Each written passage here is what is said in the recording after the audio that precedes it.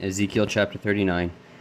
Therefore, thou son of man, prophesy against Gog, and say, Thus saith the Lord God, Behold, I am against thee, O Gog, the chief prince of Meshech and Tubal, and I will turn thee back, and leave but the sixth part of thee, and will cause thee to come up from the north parts, and will bring thee upon the mountains of Israel, and I will smite thy bow out of thy left hand, and will cause thine arrows to fall out of thine right hand. Thou shalt fall upon the mountains of Israel, thou and all thy bands, and the people that is with thee, and I will give thee unto the ravenous birds of every sort, and to the beasts of the field, to be devoured. Thou shalt fall upon the open field, for I have spoken it, saith the Lord God. And I will send a fire on Magog, and among them that dwell carelessly in the isles, and they shall know that I am the Lord. So will I make my holy name known in the midst of my people Israel, and I will not let them pollute my holy name any more. And the heathen shall know that I am the Lord, the Holy One of Israel. Behold, it is come, and it is done, saith the Lord God. This is the day whereof I have spoken, and they that dwell in the cities of Israel shall go forth, and shall set on fire and burn the weapons, both the shields and the bucklers, the bows and the arrows, and the hand staves, and the spears, and they shall burn them with fire 7 years, so that they shall take no wood out of the field, neither cut down any out of the forests. For they shall burn the weapons with fire, and they shall spoil those that spoiled them, and rob those that robbed them, saith the Lord God. And it shall come to pass in that day that I will give unto Gog a place there of graves in Israel, the valley of the passengers, on the east of the sea, and it shall stop the noses of the passengers, and there shall they bury Gog and all his multitude, and they shall call it the valley of Hamon-Gog. And 7 months shall the house of Israel be burying of them, that they may cleanse the land. Yea, all the people of the land shall bury them, and it shall be to them a renown the day that I shall be glorified, saith the Lord God.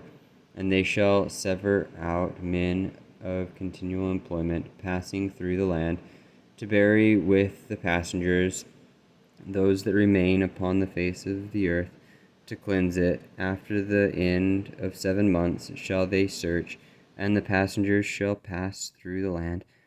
When any seeth a man's bones, then shall he set up a sign by it, till the buriers have buried it in the valley of Hamon-Gog.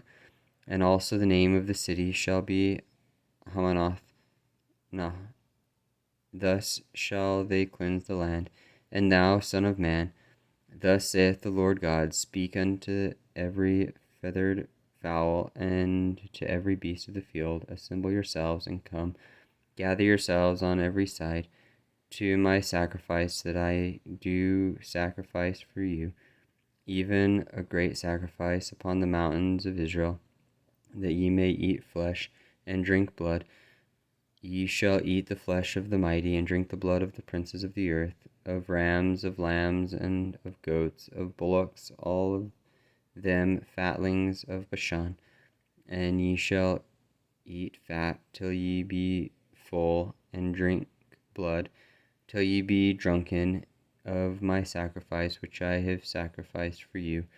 Thus ye shall be filled at my table, with horses and chariots, with mighty men, and with all men of war, saith the Lord God.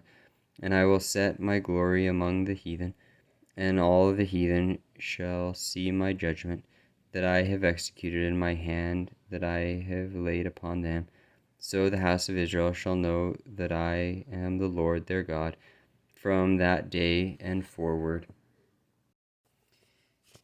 And the heathen shall know that the house of Israel went into captivity for their iniquity, because they trespassed against me. Therefore hid I my face from them, and gave them into the hand of their enemies. So fell they all by the sword, according to their uncleanness, and according to their transgressions have I done unto them, and hid my face from them.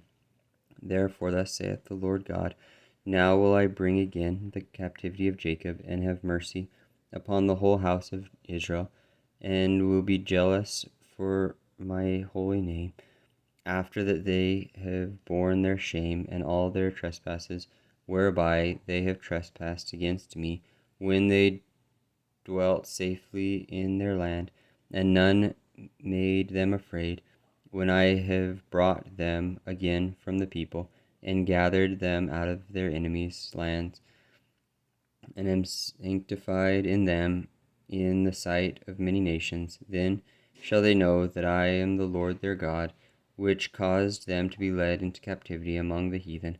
But I have gathered them unto my own land, and have left none of them any more there, neither will I hide my face any more from them, for I have poured out my spirit upon the house of Israel, saith the Lord God.